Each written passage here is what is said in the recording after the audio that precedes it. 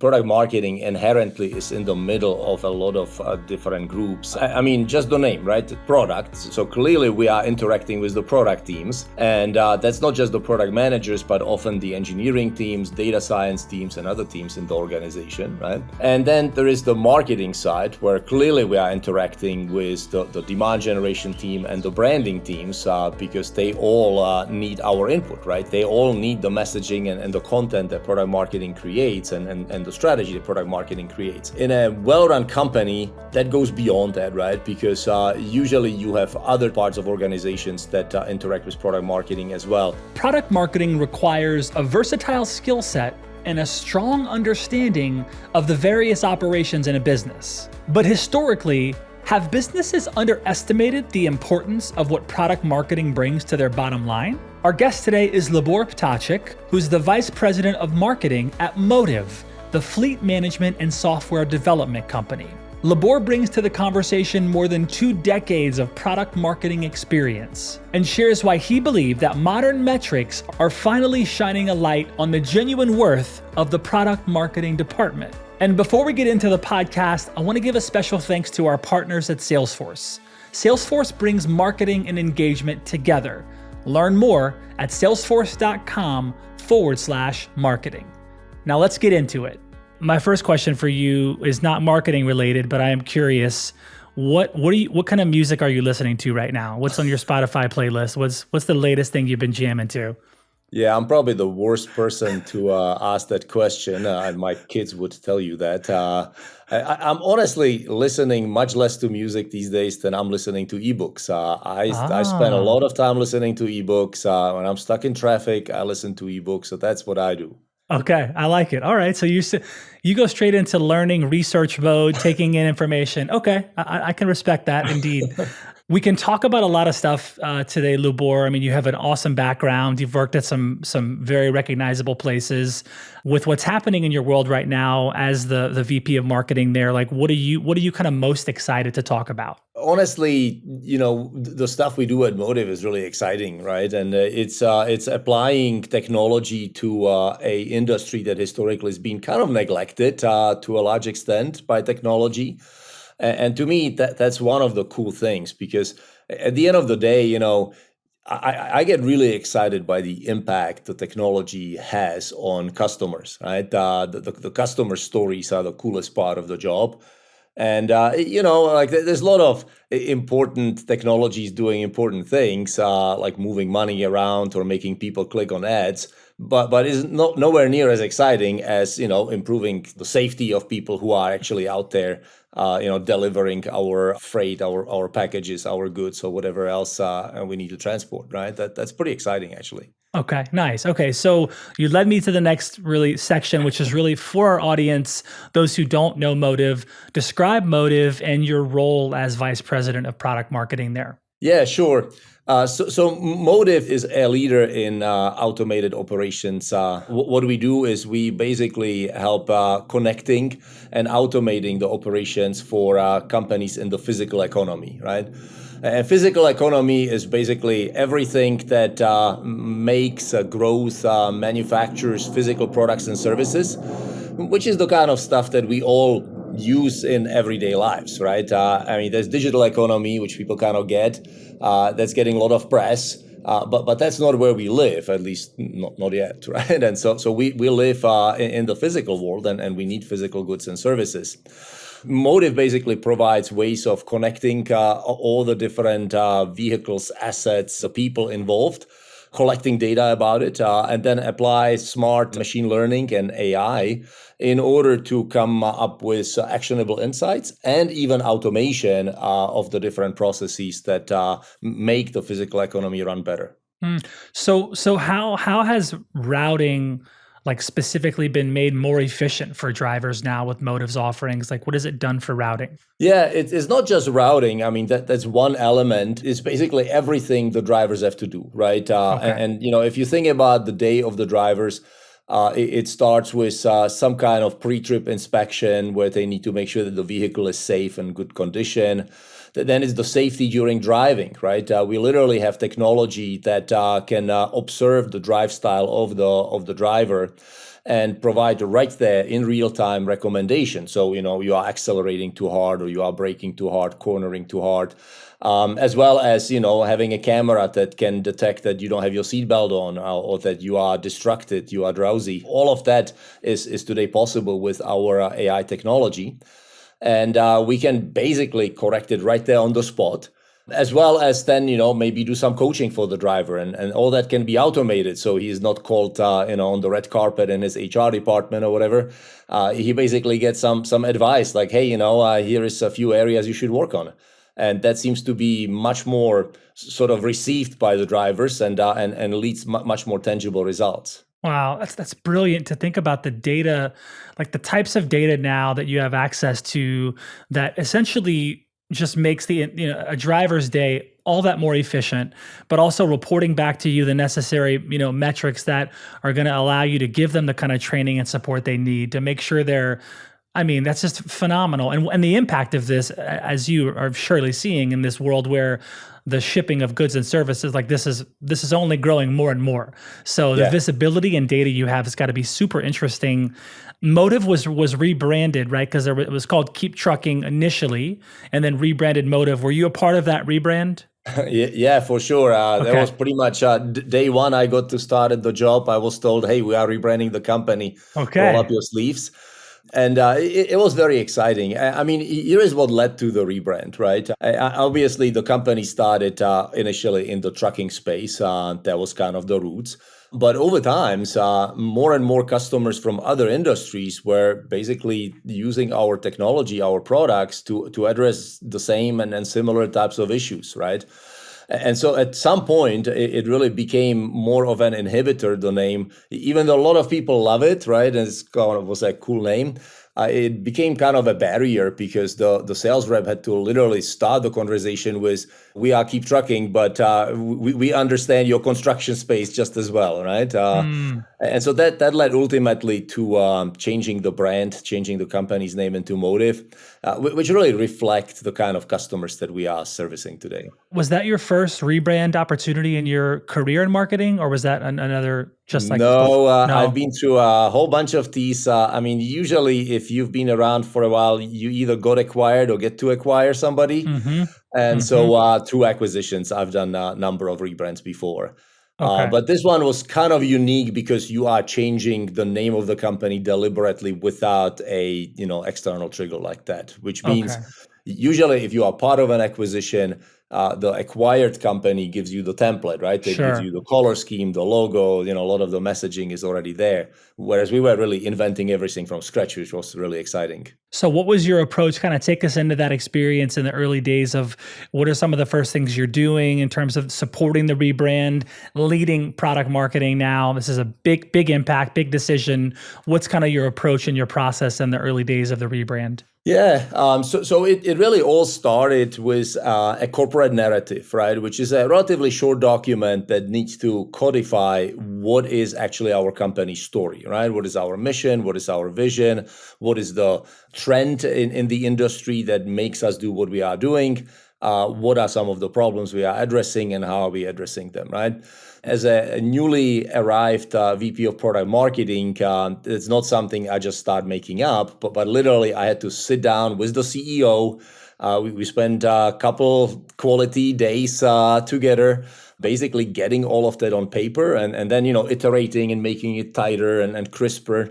That document was kind of the foundation to a lot of the communication and messaging that proliferated through everything we created, right? So from the website to the press release to all the way to some of the sales collateral. How much time did you spend connecting with existing customers in the rebrand? Quite a bit, right? You want to make sure that there's basically several factors that you are looking into. One is that it's going to work for the customers you are trying to reach, where maybe previously you were having a hard time reaching them, right? Which was probably the easier one because, if they already were not in trucking, they were like, oh, yeah, that makes sense, right? we expected you to do something like that. Then you also want to make sure that the customers who are in trucking, that they are not like, oh gosh, what are you guys doing? You're abandoning me, right? We really spoke with a number of traditional trucking businesses to make sure that this is not somehow going to be perceived as negative, right?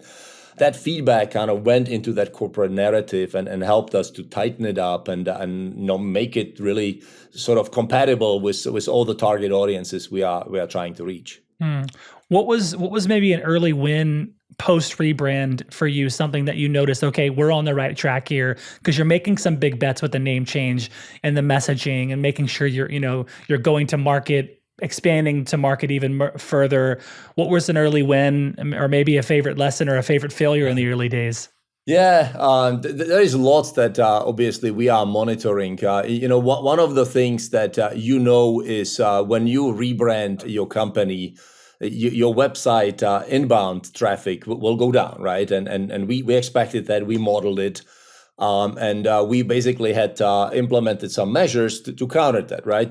Through more intense outbound type of set of activities. So we were prepared for that. It happened exactly like we expected. The positive side was that we actually saw the recovery of the online brand equity faster than anticipated, and so that was really encouraging, right? Basically, demand generation side, pipeline generation, all of that started bouncing back pretty quickly, which tells you that while it was disruptive, it wasn't like totally killing the business in any way. It was really well managed from that standpoint. Okay, that's awesome.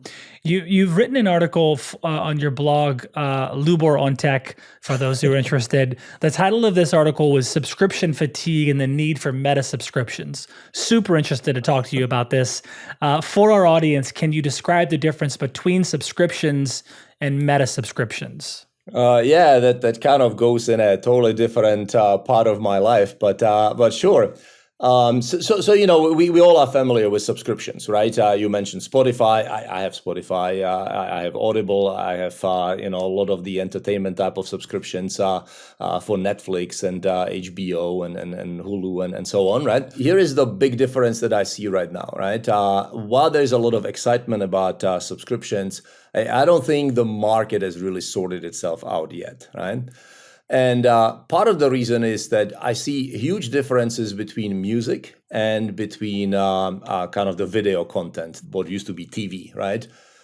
In music, you literally subscribe to Spotify or maybe Apple Music or Amazon Music, and you get access to just about all music in the world, really, right? I mean, there are bands from I'm from Europe and from my high school days that I can find on Spotify today, right? Which is impressive, right? How different is the experience in the TV world, where in order to watch a particular show, you have to subscribe to sometimes channels that I didn't even know existed, right? Or you want to watch a sporting event and you have to subscribe to a channel that is very exotic. I don't believe that that's a very sustainable model. We see clearly that people are doing what the subscription companies hate, and that is, you subscribe for a month, you binge everything you wanted to binge, and then you drop off, right? Mm-hmm. I mean, I did exactly the same thing with the Olympics, right? I subscribed for the Olympics, and then I drop off and don't care anymore. And to me, that's kind of a very flawed concept, right? I would much rather see something like Spotify for TV, right? Where with one subscription, I get to access everything. Now, to me, that's a meta subscription, right? Spotify, if I want to listen to music, I don't need to know what label it's from, right? I don't need to know how it got created and who's getting money for it. All I just need to know is who's the singer and what's the name of the song. So ultimately, we need to get to something like that. Of course, we hope that we are not going to end up where we were with cable, which is that what everybody else is, what everybody was hating, and that is creation of packages where the 90% of the stuff you don't care about and you are paying for, right? So it has to be hopefully something better, but the world hasn't really sorted itself out, and we'll have to see how it ends up one day. That's super interesting, and I think I can totally see a segment of consumers really craving this sort of content as you described. It's like how we like to operate normally. So let's create a subscription model that's more in line with, the accessibility we want to pay for and we'll keep paying for versus these one-offs and give me your password, I'll just use it, or I'll just sign up for a few days or a month and be out of there. And that's super interesting.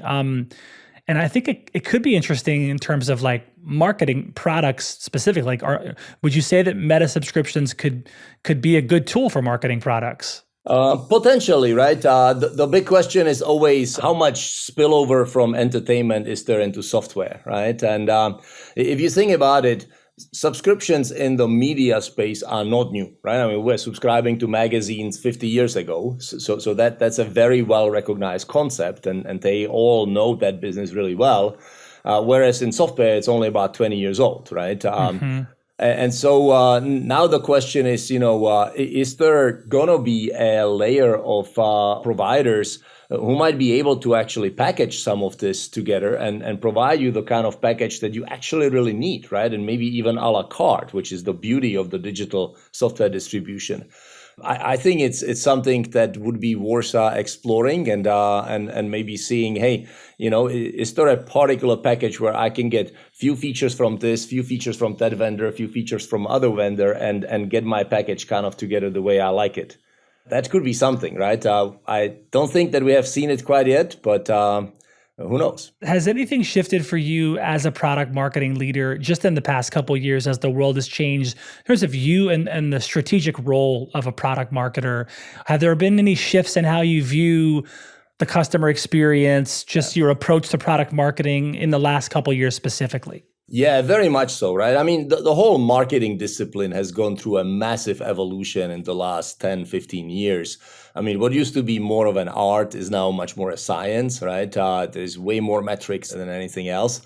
In fact, it's probably the most measured discipline in a company other than sales, right? Which is really interesting. And that evolution has, of course, impacted product marketing. Now, there's a couple of observations there. Number one is that the value of product marketing is becoming very well understood, right? I used to spend half of my days just justifying my existence and the existence of my team, right? Back in 15 years ago in the on-premises times. Now you don't have to do that.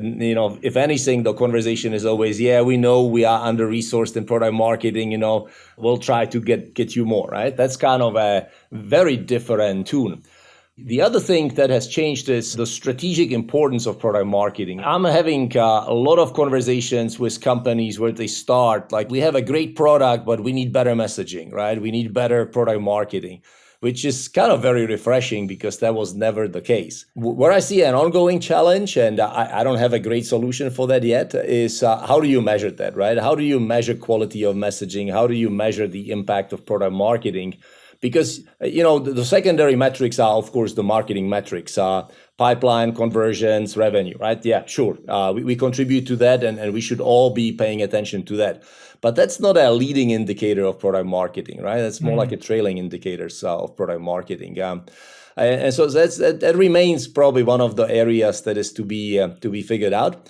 Of course, if you have a very sophisticated consumer-oriented operation, you can do a lot of testing and you can measure that and that helps. But in places like B2B marketing where, you might have 500 customers altogether, you can't do that kind of testing. You won't get those kind of metrics. And so that gets much trickier. How much of your role is aligning and building trust with other executives on the team as a product marketing leader, kind of having to reach across the aisle and build rapport with the other executive leaders in the company? What does that look like today for you? And is that an important piece of kind of day to day? I think it's almost a definition of product marketing, right? Product marketing inherently is in the middle of a lot of different groups. Just the name, right? Product. So clearly we are interacting with the product teams.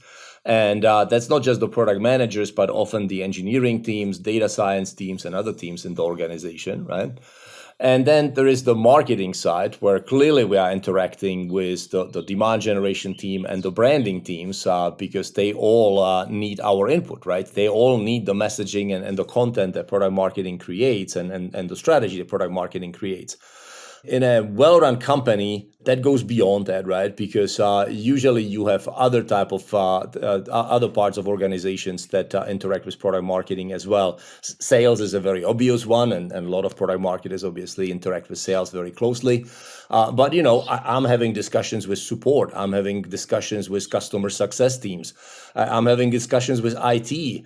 So that gets pretty exciting, right? Recruiting. I actually had several conversations with recruiting just in the last couple of weeks, right? About how do we better pitch the company in our recruiting efforts. And that gets pretty exciting, right? Because it shows you the pivotal role that product marketing plays in an organization. Where does retention play into just goals or things that you look for, just customer retention? Because that clearly, I could see it being an indicator at some point in the journey, but how much do you pay attention to that as a product marketing leader? Yeah, I mean, retention is huge, right? Because retention is not only the kind of the recurring revenue that we all want, but it also provides a platform for upsell.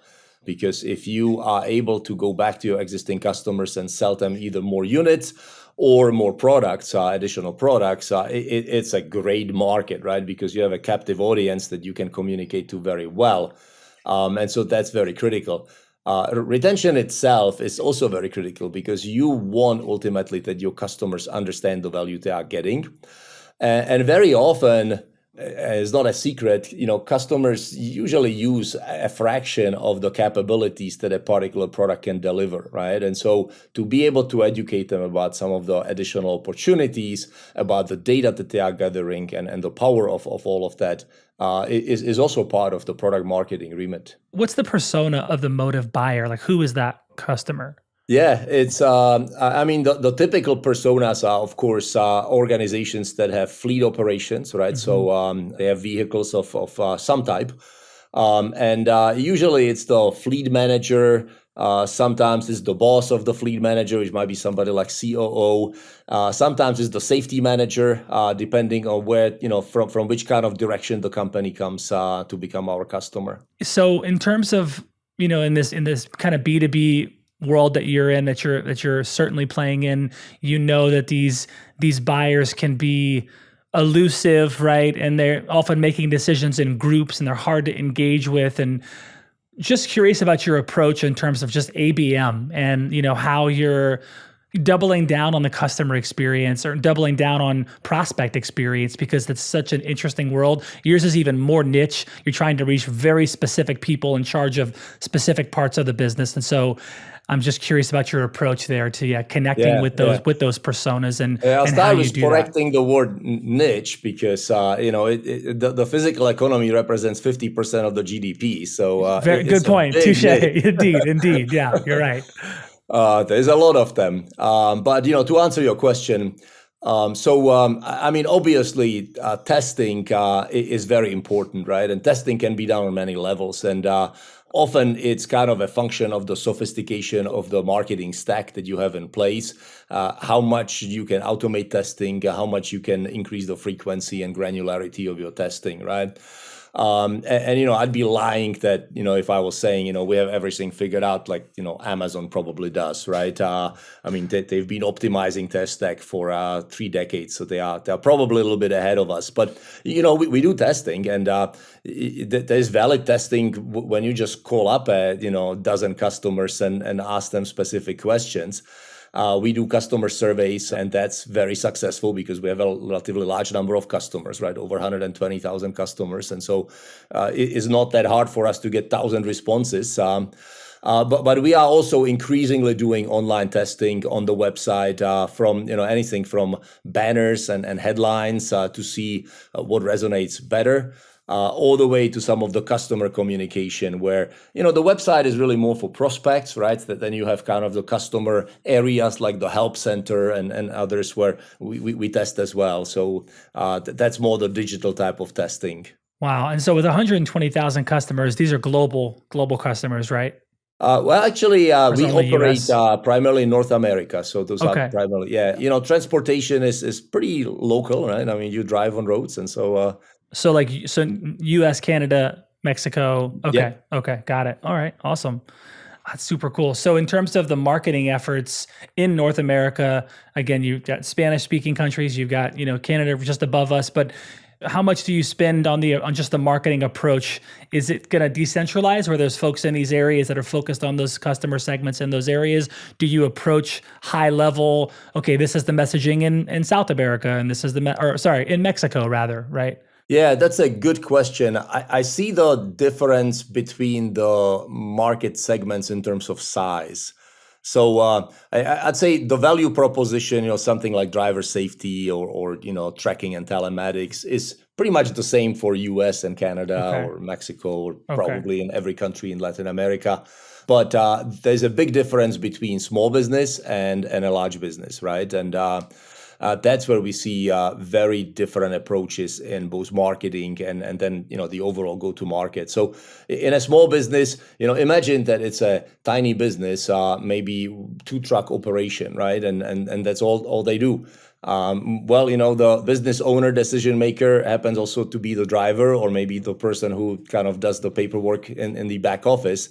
And so the marketing is focused more on the immediate benefit you get very quickly. It just helps you. The deal is usually a very short type of cycle, right? Whereas, our enterprise customers, companies with 1,000, and more vehicles fleets, it's a totally different ballgame, right? Because now you have all the different decision makers that are involved in making the decision. The buying decision is pretty significant, right? You are not talking about a few $100s every year. You are talking about thousands and thousands of dollars. And so it's a classical enterprise sale at that point, and you need marketing that can address the different personas. You need to understand what their particular concerns are, and you need to really lean into, all right, this is where they are now, right? Because they don't have a completely green field, and this is how they need to add some of our capabilities to kind of augment what they are already doing today, right? And so it becomes a much more sophisticated type of marketing message and sales approach. Sure. You talked about AI and machine learning a bit. Are there other marketing trends that you're following closely and implementing at Motive? We actually do a lot of that in our software. So obviously we use it for marketing to assess things like propensity to buy and quality of prospects and things like that. But our own product actually uses a lot of machine learning. I mean, think about it, right? We have 700,000 vehicles roaming the roads of North America, each of them with devices collecting data through an IoT network, right? So we collect a lot of data and we do really smart things with the data, from basically being able to assess risk, something like, which of your drivers have maybe safety risks where they can be coached so that you improve that, all the way to things like making fuel savings recommendations or helping them to automate, something like for compliance reasons, the driver needs to be assigned to a particular trip, right? They often forget, just like all of us do. And so we can automate it, right? We use a machine learning to actually make the driver vehicle match automatically. So there's a lot of very sophisticated use of machine learning and AI in the product. Do you spend much time experimenting with things on the product marketing side, like just setting some time or resources aside to do some R&D around product marketing? I love doing that. I would love to do more of that. Obviously, rebranding the company has kind of kept us a little busy. Indeed. But I think it's very important, right? I think it's important to experiment with new areas. I think it's important to kind of play a lot with thought leadership, right? And thought leadership, the beauty of that is that you can do thought leadership about things that are tangentially interesting, but really fun, right? And I love that for product marketing. As well as there's always kind of the next level of sophistication, right? I'd be lying if I said that we are a product marketing organization where everything is perfect and all the strategy documents are top to bottom written up and all persona messaging is 100%, right? Like you always have an area where, right now we are doing a lot of work on persona messaging. Next month, I want to do a lot of work on our case studies, right? Doesn't mean that we don't have any, but they could be better. I have some ideas, and so we'll tackle that. So that's kind of how I approach product marketing. There's always something new, something fun. And it's also what makes product marketing kind of fun because it's never the same, right? It always keeps evolving. Now, it looks like the beginning of product marketing was in the 90s for you. Is that accurate? In the 90s? Yeah, I'm dating myself, but yes. Okay, so just a quick aside for the audience here, just why product marketing in the early days for you? What did you get exposed to that really got your attention? Because you've stayed on the product marketing path now.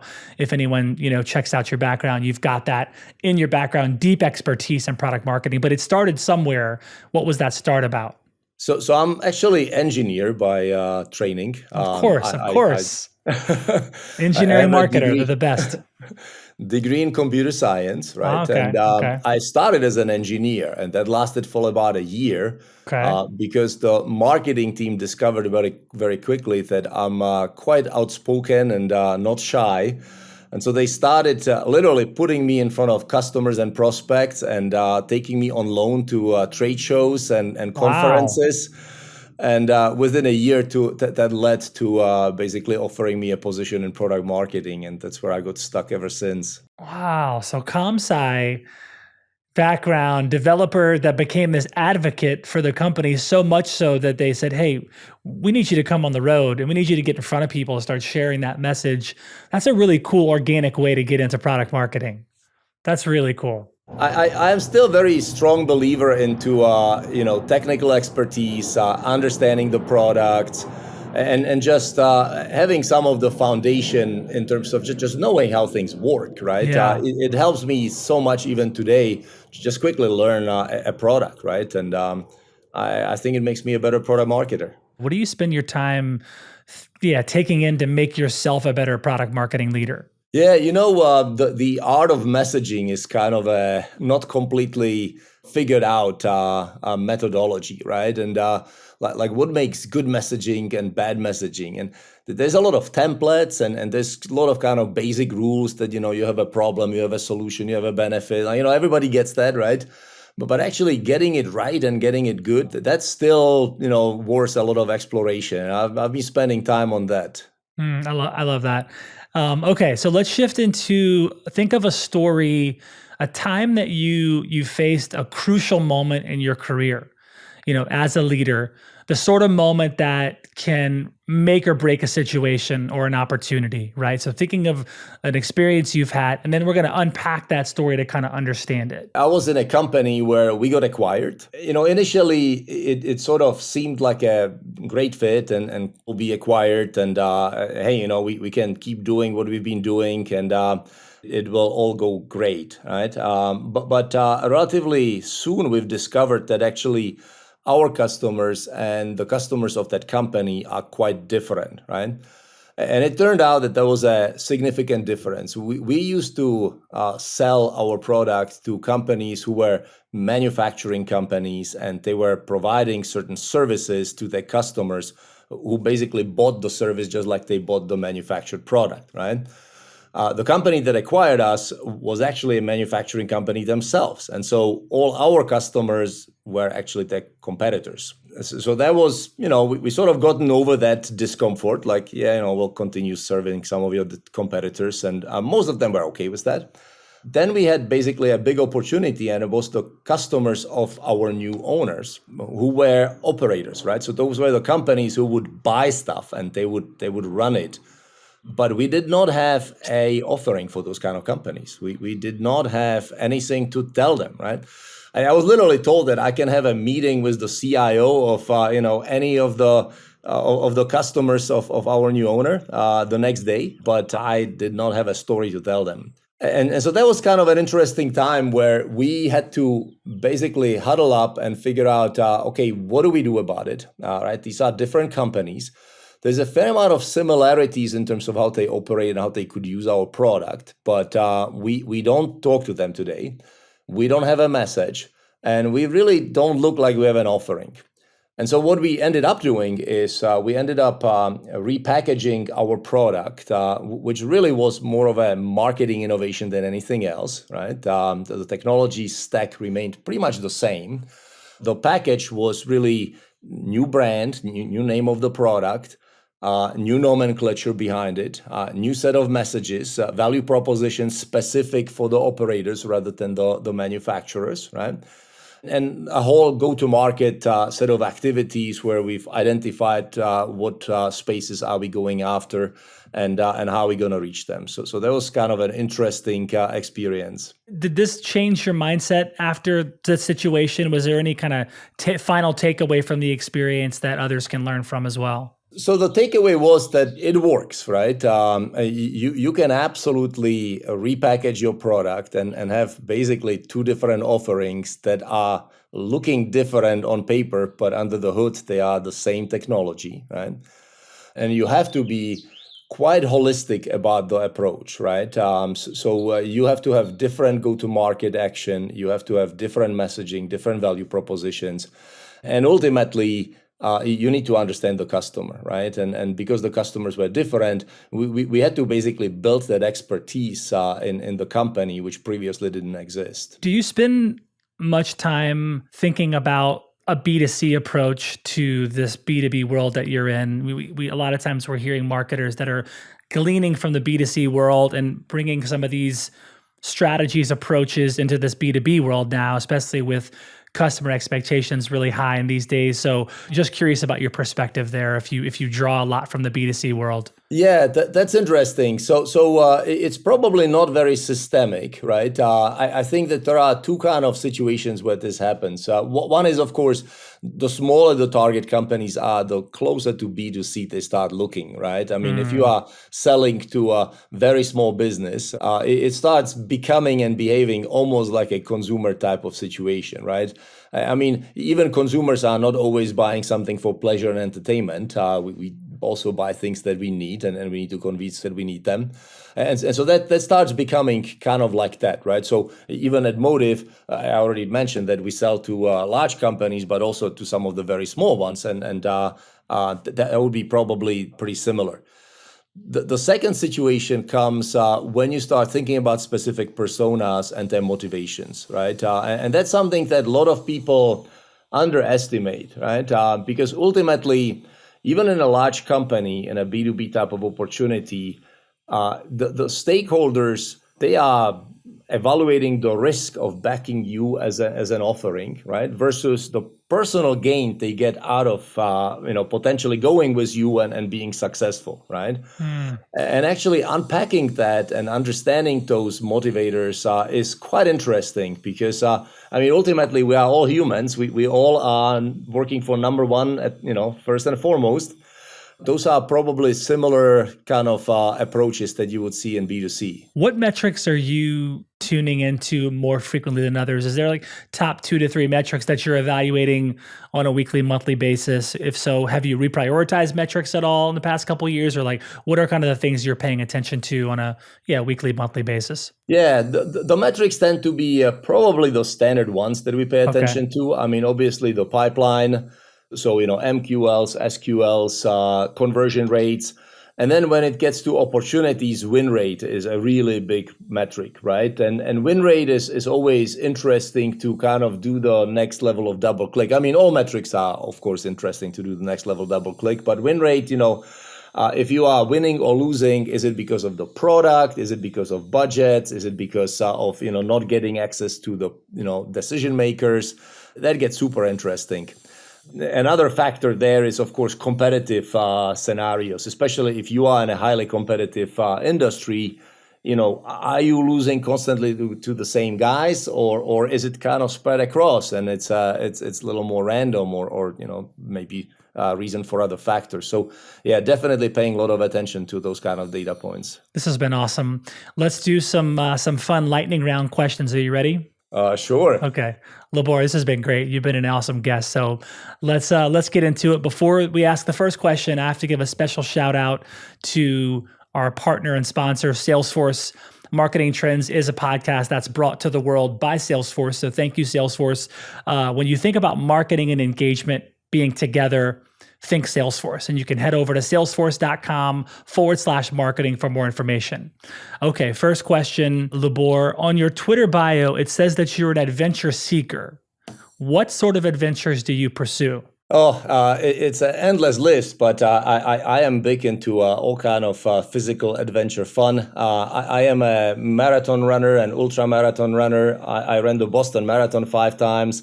I love Wow. climbing mountains. I love hiking. I love sailing. So yeah, you can. When I have time on weekends, you usually find me somewhere outdoors. Wow. Boston Marathon 5 times. I think there's a YouTube video somewhere of you on the Boston Marathon, by the way. There's something, yeah. Probably, I think Yeah. so. Yeah. Yeah. Wow. Okay. Okay. Next question. What was the last time you tried something new? I try something new all the time, but in the personal life, the pandemic was kind of transformative because I was a little more stuck home Mm, than, climbing mountains and doing all those fun things. There were no marathons. And so I kind of raised my game on the home improvement projects. Yeah, I've tackled a couple interesting things that I never thought I would be doing myself. And yet I did it. okay. What is a life lesson you learned the hard way? The biggest one is probably okay. I'm not going to talk about personal investments, right? Uh, a lot of hard lessons there. But taking risks is kind of an important part of what makes people successful, right? And you always actually reap the biggest rewards when you get out of your comfort zone and do something that you have not done, whether it's in personal life or in professional life. I'm probably more thinking right now of professional life. Like the risk taking is kind of really key. That's good. No one's quite said that yet, and I just appreciate the language, and it certainly it goes personal, professional. That's a good one. Okay. What is one activity that makes you lose track of time? Probably running. I can run forever. Of course, it's kind of a maybe not completely honest answer because as a runner, you always have a watch and you are watching your pace. But gosh, I got lost running through the streets of Rotterdam once.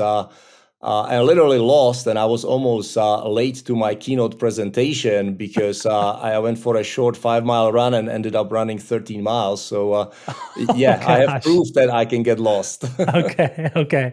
Would you rather lose all of your old memories or never be able to make new memories? I'll ditch the old ones in a heartbeat. Okay, okay. Yeah.